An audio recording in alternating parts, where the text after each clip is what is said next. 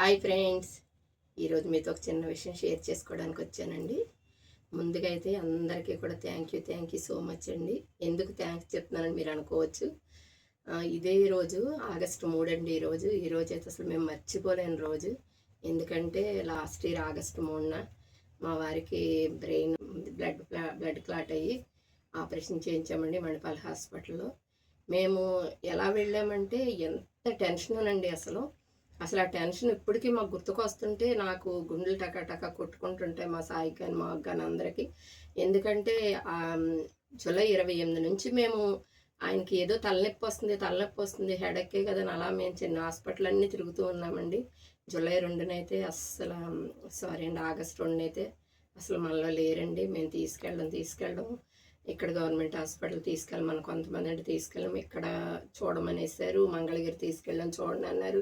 లాస్ట్కి మాకు ఆ బాబా చెప్పినట్టు ఎవరో మాకు మణిపాల్ హాస్పిటల్ తీసుకెళ్ళని చెప్పి మా కారు దగ్గరికి వచ్చి ఒక ఆయన చెప్పడం, మేము తీసుకెళ్ళడం.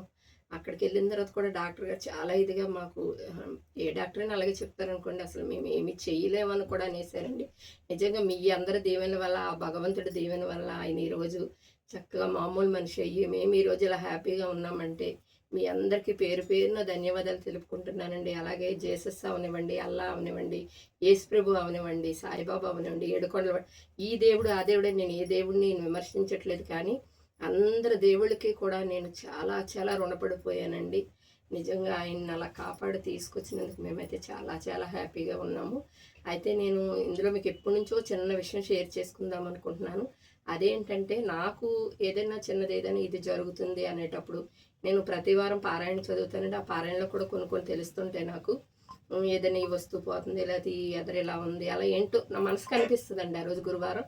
అలాగే ఆయనకు బాగోదు అని కూడా నాకు నిదర్శనం ముందే చూపించేస్తాడండి ఆ బాబా. అది ఎలా అంటే, అసలు మీరు నమ్మినా నమ్మకపోయినా సరే నిజంగా మా ఇంట్లో జరిగిన వాస్తవమైన సంఘటన ఒకటి చెప్తానండి. అందరూ తప్పకుండా చూడండి.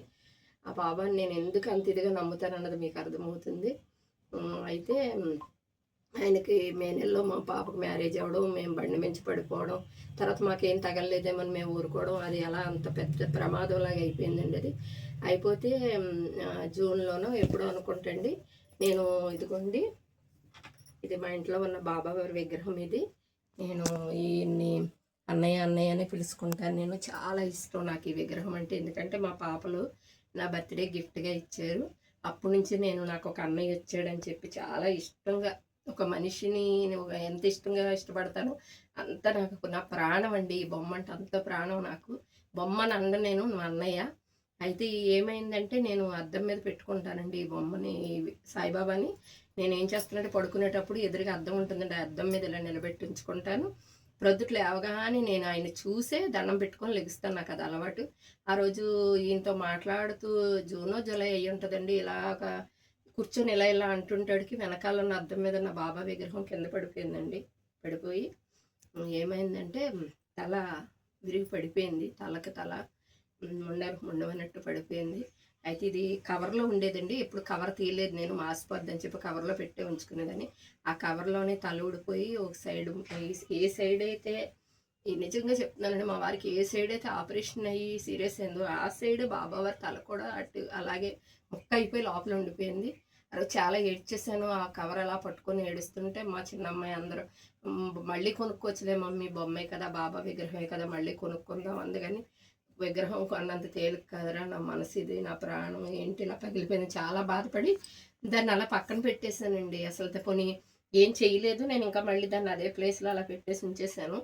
ఎప్పుడైతే మాకు ఇదంతా జరుగుతుందో, ఆయనకు బాగా సీరియస్గా ఉందో, ఆ రోజు మా చిన్నమ్మాయికి ఎందుకో డౌట్ వచ్చిందంటండి. వచ్చి ఏం చేసిందంటే, బయట కూర్చొని ఇంకా లాభం లేదు, ఏంటి డాడీకి ఇలా తలనొప్పి రావడం ఏంటి, బాబా తల ఇలా అవ్వడం ఏంటి అని చెప్పి ఆ కవర్ అంతా తీసేసి చక్కగా మా వారికి ఎటైతే సర్జరీ జరిగిందో అటువైపు ఆ బొమ్మ విగ్రహాన్ని అలాగా చక్కగా గమ్ముతో అంటించేసిందండి. అసలు ఎక్కడా కూడా మాకు ఇప్పటికి ఎటు అంటించిందో కూడా తెలియదండి. అతుకున్నట్టు కూడా ఎక్కడ మీరు చూడండి, ఎక్కడ అతుకున్నట్టు కూడా కనబడదు.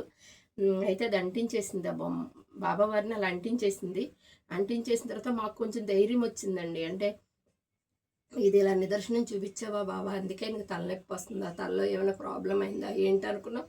నిజంగా తలలోనే ప్రాబ్లం అయింది. ఆ ప్రాబ్లం, అమ్మ నీకు ఇది వస్తుందని నాకు ముందే చెప్పేసాడండి. మా అన్నయ్య నాకు చెప్పేసాడు.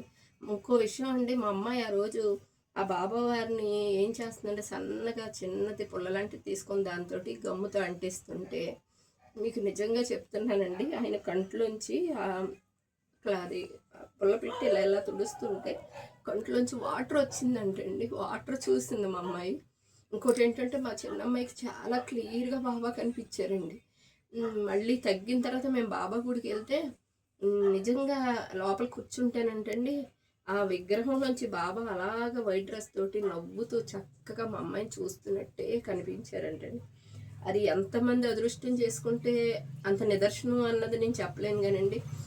నిజంగా మే మా సబ్స్క్రైబర్స్కి కానీ, మా బంధుజనానికి కానీ, మా చుట్టాలకు కానీ అందరికీ, అలాగే నా తోటి ఫ్రెండ్స్ అండి, చాలా ఫ్రెండ్స్ అందరూ కూడా నేను ఎప్పుడైతే ఇలా జరిగిందని తెలిసి అందరికీ గ్రూప్లో పెట్టానో, మా ఆర్పీలు కూడా అందరూ చక్కగా వాళ్ళ గుడికి వెళ్ళి పూజలు, భజనలు, యేసుప్రభు చర్చికి వెళ్ళి అల్లాని ప్రార్థించేవాళ్ళు అల్లాని ప్రార్థించి అందరూ పేరు పేరున మా వారి కోసం ప్రార్థన చేసి నా దగ్గరకు వచ్చి చాలా ఓదార్పిచ్చారండి. హాస్పిటల్కి వచ్చి నన్ను చాలా ఓదార్చారు.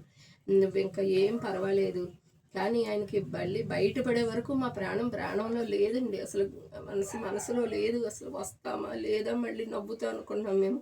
నేను వెళ్ళేటప్పుడు కూడా ఇంకా కారులో ఆయన ఎక్కించేటప్పుడు కూడా ఈ అన్నయ్య విగ్రహం తీసుకొని వంటగదిలోకి వెళ్ళిపోయి ఎవరైనా చూస్తారేమో మళ్ళీ ఏడవడం అనే బాబాని పట్టుకొని నేను మళ్ళీ ఆయనతోటే రావాలన్నయ్య, లేకపోతే నేను రాను ఏడుస్తూ చక్కగా బాబాకి చెప్పి వెళ్ళాను. మా చిన్నమ్మ కూడా చాలా టెన్షన్ పడిపోయిందండి. ఎందుకంటే ఇద్దరమే ఉన్నాం ఇంట్లో. ఇద్దరు చాలా టెన్షన్ పడిపోయిన తర్వాత పిల్లలందరూ వచ్చేసారనుకోండి. కానీ చాలా చాలా టెన్షన్ పడ్డాం. ఆ టెన్షన్ ఇప్పటికీ కూడా మాకు నిన్నటి నుంచి కూడా మాకు ఎక్కడ కూర్చున్నా ఎక్కడి నుంచున్నా ఇదే గుర్తుకొస్తుందండి. మా వారు అంటుంటారు, పునర్జన్మ ఇచ్చావు నాకు నిజంగా.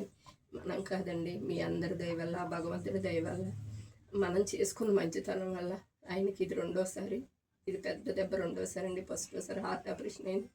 ఆ భగవంతుడి దయ వల్ల మీ అందరి దీవెనలతో ఆయన నిండు నూరేళ్ళు హ్యాపీగా ఆరోగ్యంగా ఉండాలని మీరు మనస్ఫూర్తిగా దీవించండి. తప్పకుండా మీ దీవెనలు అయితే చాలా బాగా ఫలిస్తాయని నాకు నమ్మకం. అలాగా బాబావారి దీవెనలు మీ అందరికీ కూడా ఉండాలని మనస్ఫూర్తిగా కోరుకుంటున్నానండి. బాయ్ అండి.